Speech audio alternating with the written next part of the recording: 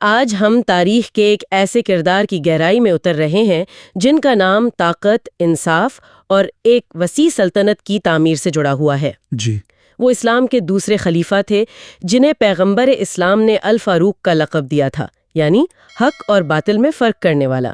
ہم بات کر رہے ہیں عمر ابن خطاب کی۔ اور دیکھیں، یہ صرف ایک حکمران کی کہانی نہیں ہے، یہ اس بات کی کہانی ہے کہ کیسے ایک شخص اپنے نظریے کے شدید ترین مخالف سے اس کا سب سے بڑا محافظ اور معمار بن گیا۔ بالکل۔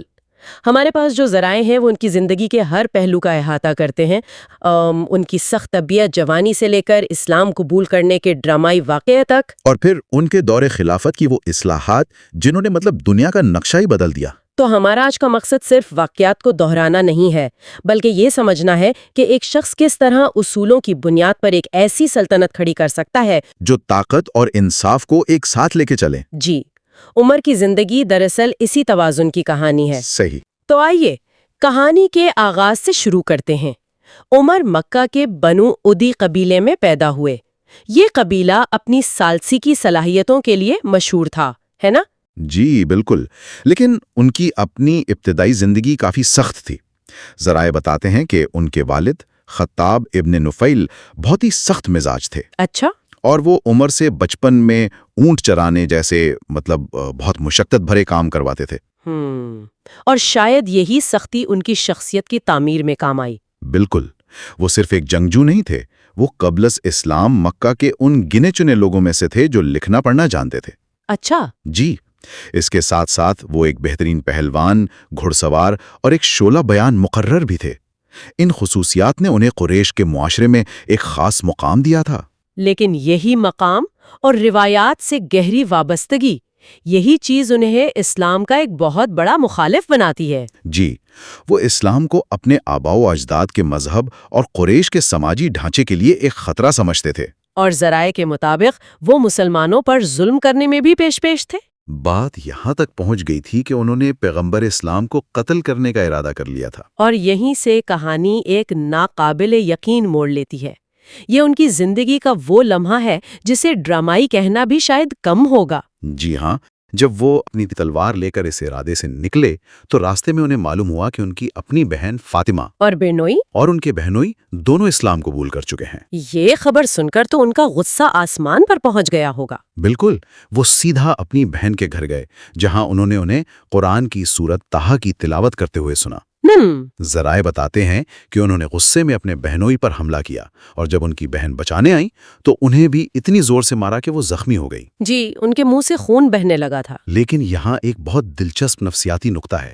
اس شدید تشدد کے باوجود ان کی بہن کے الفاظ نے سب کچھ بدل دیا۔ انہوں نے کہا تھا کہ تم ہمیں مار سکتے ہو لیکن ہم اسلام نہیں چھوڑیں گے۔ جی، ان الفاظ میں ایسی پختگی تھی کہ عمر کا سارا غصہ وہ شرمندگی میں بدل گیا۔ کچھ دیر پہلے جو شخص قتل کرنے نکلا تھا، اب وہ کہہ رہا تھا کہ مجھے وہ اوراق دکھاؤ جو تم پڑھ رہی تھیں۔ اور ان کی بہن نے کہا کہ تم ناپاک ہو، اس کلام کو پاک لوگ ہی چھو سکتے ہیں۔ جی، تو عمر نے غسل کیا، اور جب انہوں نے سورت طٰہٰ کی آیات پڑھیں، خاص طور پر وہ آیت بے شک میں ہی اللہ ہوں، میرے سوا کوئی معبود نہیں، بس میری عبادت کرو اور میری یاد کے لیے نماز قائم کرو، یہ سن کر ان پر ایک عجیب کیفیت طاری ہوئی۔ وہ رو پڑے اور بولے یہ کسی انسان کا کلام نہیں ہو سکتا، اور وہیں سے وہ سیدھا پیغمبر اسلام کے پاس گئے اور اسلام قبول کر لیا۔ 39 سال کی عمر میں۔ جی، اور اس ایک شخص کے اسلام قبول کرنے کا اثر اتنا گہرا تھا کہ اسے مسلمانوں کے لیے ایک فتح قرار دیا گیا۔ اس سے پہلے مسلمان چھپ کر عبادت کرتے تھے، لیکن عمر کے آنے کے بعد پہلی بار انہوں نے خانہ کعبہ میں اعلانیہ نماز ادا کی۔ پیغمبر اسلام کی وفات کے بعد اسلامی ریاست ایک شدید بحران کا شکار ہو گئی، یعنی سیاسی بحران دروازے پر کھڑا تھا۔ بالکل، سقیفہ بنی ساعدہ کا اجلاس۔ جی، جہاں مدینہ کے مقامی مسلمان یعنی انصار اپنا رہنما منتخب کرنے کے لیے جمع ہو گئے تھے۔ ابوبکر اور عمر کو اس کا علم ہوا تو وہ فوراً وہاں پہنچے۔ یہاں عمر کی سیاسی سوجھ بوجھ اصل میں کام آئی۔ انہوں نے دیکھا کہ انصار اپنے میں سے کسی کو خلیفہ بنانا چاہتے ہیں، جس سے مہاجرین اور انصار میں تقسیم کا خطرہ تھا۔ انہوں نے دو کام کیے۔ پہلا، انہوں نے مہاجرین کے حق قیادت پر زور دیا، یہ دلیل دے کر کہ عرب قبیلے قریش کے علاوہ کسی کی حکمرانی قبول نہیں کریں گے۔ اچھا۔ دوسرا، انہوں نے انصاری کی اندرونی سیاست کو استعمال کیا۔ یہ یاد رکھنا ضروری ہے کہ اسلام سے پہلے انصار کے دو بڑے قبیلے بنو اوس اور خزرج ایک دوسرے کے جانی دشمن تھے۔ عمر نے اسی پرانی دراڑ کو استعمال کیا، جس سے ایک متفقہ انصاری امیدوار کا امکان ہی ختم ہو گیا۔ اور پھر انہوں نے تیزی سے ابو بکر کا ہاتھ پکڑ کر ان کی بیعت کر لی۔ جی، اور زیادہ تر حاضرین نے ان کی پیروی کی۔ سنی روایت کے مطابق یہ ایک جمہوری اور بروقت فیصلہ تھا جس نے امت کو ٹوٹنے سے بچا لیا۔ دوسری طرف شیعہ روایت اسے علی کے حق پر ایک سیاسی بغاوت سمجھتی ہے۔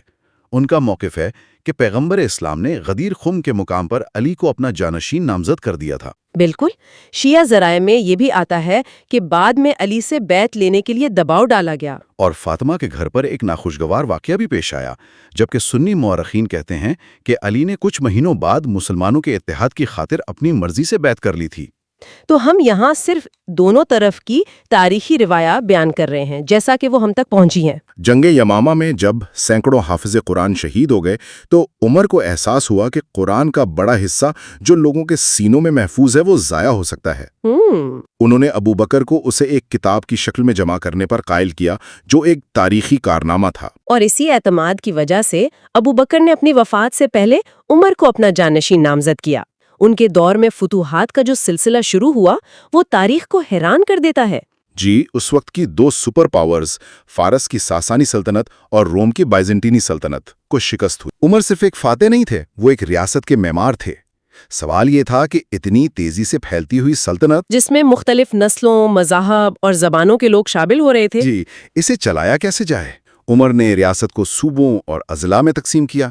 ہر صوبے میں گورنر یعنی والی، چیف سیکرٹری یعنی کاتب، ریونیو کلیکٹر، چیف جج، پولیس چیف۔ جی، یہ ایک مکمل حکومتی ڈھانچہ تھا۔ انہوں نے تمام بڑے عہدیداروں کے اثاثوں کا ریکارڈ رکھنا شروع کیا تاکہ وہ اپنی پوزیشن کا ناجائز فائدہ نہ اٹھا سکے۔ اچھا۔ انہوں نے ایک خصوصی محکمہ قائم کیا جہاں کوئی بھی عام شہری کسی بھی گورنر کے خلاف شکایت درج کروا سکتا تھا، اور اس کی تحقیقات عمر خود کرتے تھے۔ اس سے بھی زیادہ حیران کن ان کی فلاحی اصلاحات تھیں۔ بیت المال کا قیام جو غریبوں، یتیموں، بیواؤں اور معذوروں کی مدد کرتا تھا، چاہے وہ مسلم ہو یا غیر مسلم۔ انہوں نے بچوں کے لیے وظائف اور بوڑھوں کے لیے پینشن کا نظام شروع کیا۔ تیزی سے پھیلتی ہوئی سلطنت میں اس نظام کو فنڈ کہاں سے کیا جا رہا تھا؟ شروع میں فتوحات سے حاصل ہونے والا مال اہم تھا، لیکن عمر نے زمین کے ٹیکس یعنی خراج اور غیر مسلم شہریوں پر لگائے گئے جزیہ کو منظم کر کے ایک مستحکم ریونیو سٹریم بنائی۔ اسی پیسے سے انہوں نے نہری نظام بنوائے، نئے شہر آباد کیے اور قحط کے زمانے میں عوام کی مدد کی۔ جی، 444 عیسوی میں عمر کو قتل کر دیا گیا۔ یہ واقعہ کیسے پیش آیا؟ یہ بہت المناک تھا۔ انہیں ابو لورو فیروز نامی ایک فارسی غلام نے مسجد میں فجر کی نماز پڑھاتے ہوئے ایک 2 دھاری خنجر سے قتل کیا۔ اس نے ان پر کئی وار کیے جس سے وہ شدید زخمی ہو گئے۔ اس قتل کی وجہ کیا تھی؟ کیا یہ کوئی سازش تھی یا کوئی ذاتی دشمنی؟ زیادہ تر ذرائع اسے ایک ذاتی تنازع ہی قرار دیتے ہیں۔ ابو لولو نے اپنے مالک کی طرف سے لگائے گئے ٹیکس کی شکایت عمر سے کی۔ اچھا۔ عمر نے معاملے کی چھان بین کی اور ٹیکس کو مناسب قرار دیا۔ ہاں۔ اس فیصلے پر ابو لولو غصے میں آ گیا اور اس نے یہ انتہائی قدم اٹھایا۔ انہوں نے 6 سینئر صحابہ پر مشتمل ایک کمیٹی بنائی: عثمان، علی، طلحہ، زبیر، عبد الرحمن بن عوف اور سعد بن ابی وقاص، اور انہیں حکم دیا کہ 3 دن کے اندر اپنے میں سے کسی ایک کو نیا خلیفہ منتخب کر لیں۔ اور ان کا مشہور قول ان کی پوری حکمرانی کا خلاصہ ہے: اگر دریائے فرات کے کنارے ایک کتا بھی بھوکا مر گیا تو عمر اس کا ذمہ دار ہوگا۔ آخر میں ان کی ایک سیاسی معراج کا ذکر کرنا بہت ضروری ہے، اپنے سب سے کامیاب اور مقبول جنرل کو موصول کرنا۔ یہ غیر معمولی فیصلہ تھا۔ خالد بن ولید نے کوئی جنگ نہیں ہاری تھی، انہیں سیف اللہ یعنی اللہ کی تلوار کہا جاتا تھا، اور عمر کو یہ خدشہ ہوا کہ لوگ فتوحات کو اللہ کی مدد کے بجائے خالد کی شخصیت سے منسوب کرنے لگے ہیں۔ شخصیت پرستی کا خطرہ؟ جی، جو انہیں ادارے کے لیے زہر لگا۔ تو انہوں نے ایک ایسے جنرل کو ہٹا دیا جو جنگیں جیت رہا تھا، صرف ایک اصول کی خاطر؟ جی ہاں، تاکہ یہ واضح ہو جائے کہ فتح اللہ کی طرف سے آتی ہے، کسی ایک شخص کی وجہ سے نہیں۔ تو دوسری طرف ان کے کچھ فیصلوں پر شدید تنقید کی جاتی ہے۔ ان کی زندگی ہمیں سکھاتی ہے کہ تاریخ کبھی بھی سیاہ اور سفید نہیں ہوتی، بلکہ ہمیشہ سرمئی رنگوں میں ہوتی ہے۔ بالکل۔ ایک حکمران جو اپنی سلطنت کے سب سے کامیاب جنرل کو صرف اس لیے برطرف کر دیتا ہے کہ کہیں لوگ شخصیت پرستی میں مبتلا نہ ہو جائیں۔